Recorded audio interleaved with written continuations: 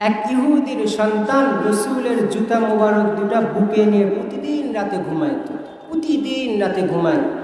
ঘটনাক্রমে একদিন রসুলের কানে খবর আসছে ওই ইহুদির সন্তান অসুস্থ।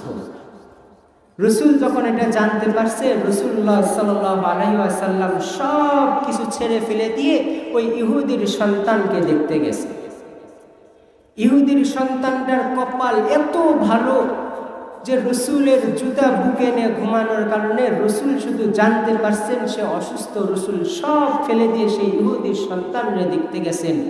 যাওয়ার পরে রসুল বুঝতে পারছে দুনিয়ার ভিসা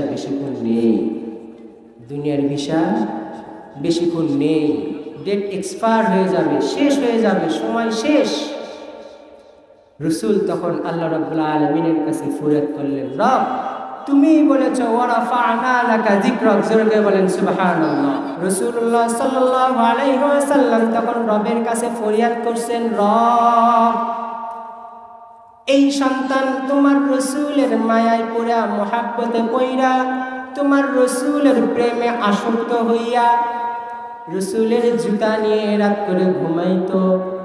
এ যদি এইরকম ঈমানহীন অবস্থায় দুনিয়া থেকে চলে যায়, আর দুনিয়ার মানুষ যদি এই কথা জানতে পারে তোমার রসুলকে ভালোবাসার পরেও ঈমান নসিব হয় নাই, তাহলে দুনিয়াবাসীর সামনে তোমার রসুল বড় বেইজ্জতি হয়ে যাবে, বড় লাঞ্ছিত হয়ে যাবে, অপমানিত হয়ে যাবে।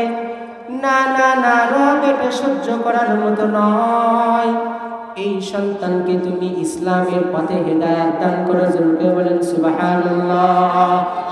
মুহতারাম হাজিরিন, রসুল দোয়া করতে দেরি, দোয়া কারেন্ট পিকআপ অ্যাকশন।